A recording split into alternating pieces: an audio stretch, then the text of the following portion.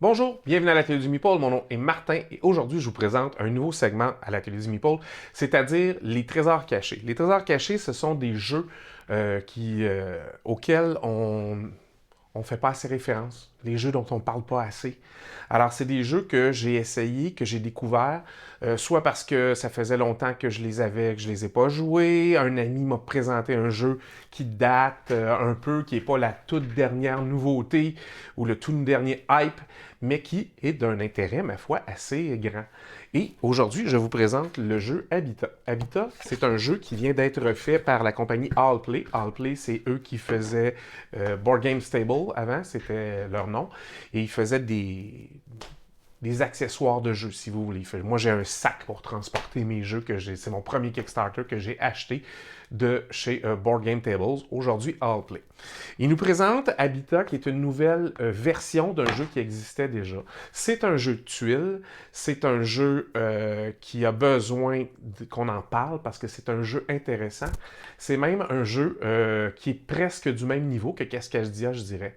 Alors, c'est un jeu à combo, c'est un jeu à développement de zones, c'est la même thématique animalière, sauf qu'au lieu, c'est plus africain, si vous voulez, c'est plus des animaux du continent africain que des animaux du continent nord-américain, et vous allez tenter de sauver des espèces en leur créant une réserve faunique.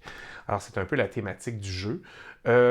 La thématique, est-ce qu'elle est très, très présente? Oui, il y a des belles illustrations, c'est assez intéressant à ce niveau-là, mais ce qui est le fun, c'est vraiment le gameplay, les tuiles, comment on joue, et à quel point ce jeu-là vaut la peine d'être connu.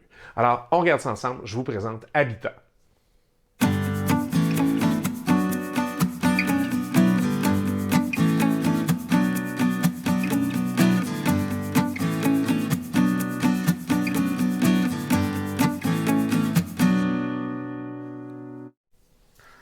Alors, qu'est-ce que vous allez retrouver dans le jeu Habitat?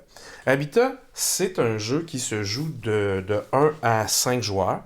Alors, à chaque fois, vous avez un petit plateau central ici qui vous dit, mettons, j'ai choisi un environnement pour 2 joueurs, comment faire votre setup. Ça se joue en 3 années.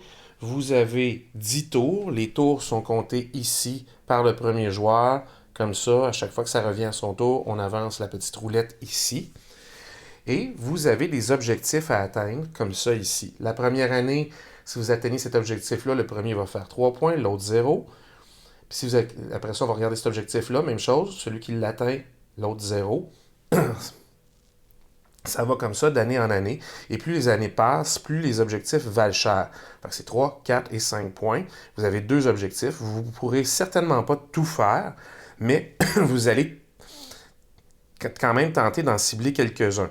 Particulièrement si vous pouvez faire des choses pour la fin de la partie où ça vaut un peu plus. Alors, c'est quand même assez intéressant à ce niveau-là. Vous allez faire quoi à votre tour? Bien, c'est assez simple. Vous allez prendre votre véhicule. Alors, moi, je suis le jaune. Et vous allez avancer.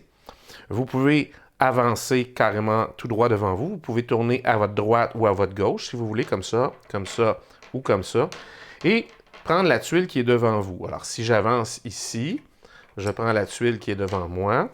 Je vais piger une autre tuile dans le magnifique sac qui est fourni avec le jeu. Et je vais la placer là pour le joueur suivant.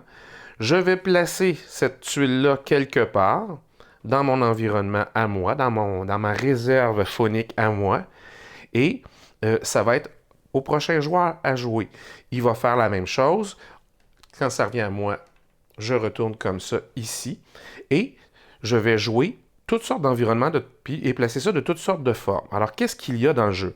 Il y a des touristes qui ont des jumelles ou des caméras qui vont vous donner des points pour certaines choses. Vous avez des campings. Alors, vous avez un petit camping ici qui, lui, a besoin pour faire ses 3 points seulement d'avoir une tuile de ce côté-là. Par contre, si vous installez ce camping-là, ben, il va vouloir une tuile en haut de lui, comme ça, une à gauche puis une à droite. Ou les petits carreaux, c'est aussi simple que ça. Vous allez avoir des animaux. Alors celui-ci, quand vous allez le placer, il va être adjacent à un environnement jaune, qui est la plaine, si vous voulez, la savane. Et tout ce qu'il veut, c'est un environnement jaune accessible pour faire ces 2 points en fin de partie.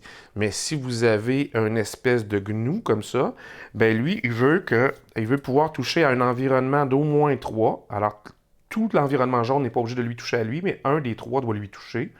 Un environnement rouge autre que le sien et 2 environnements bleus, tout simplement.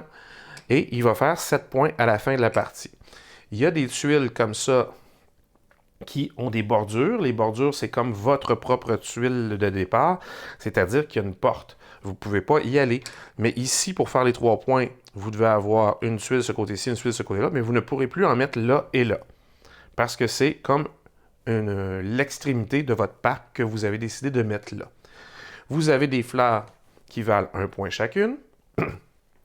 Ils peuvent être en demande par certains animaux.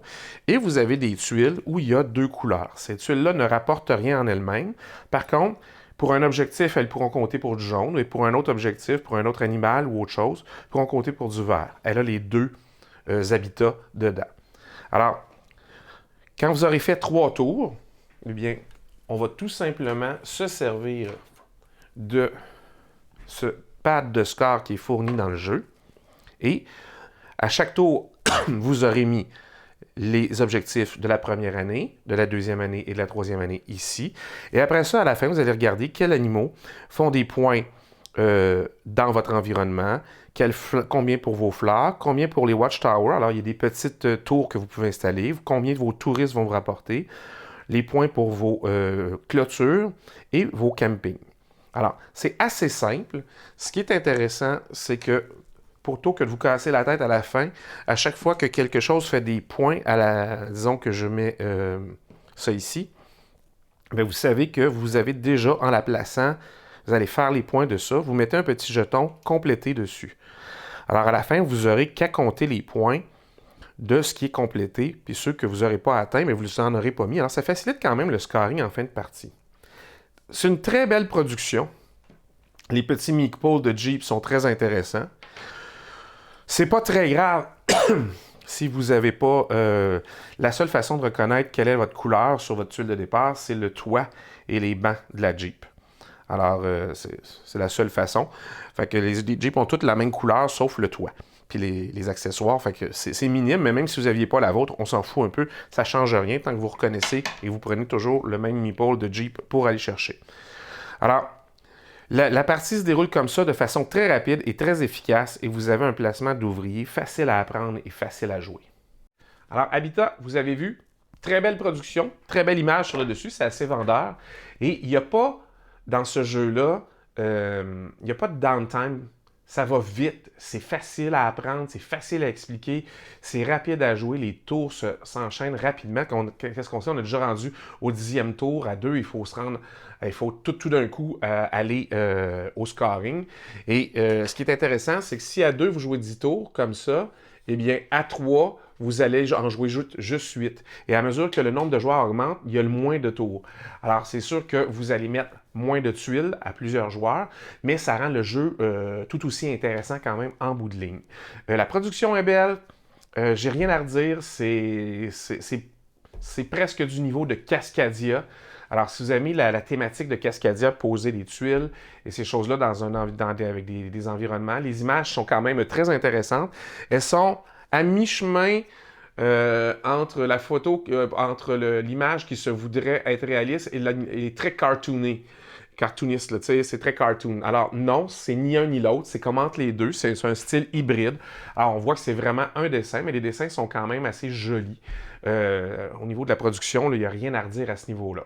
Alors c'est vraiment un jeu auquel je trouvais qu'on n'accorde pas assez d'attention. Et c'est un jeu qui est très, très, très disponible. Alors même si c'est quelque chose que j'appelle, moi, un trésor caché.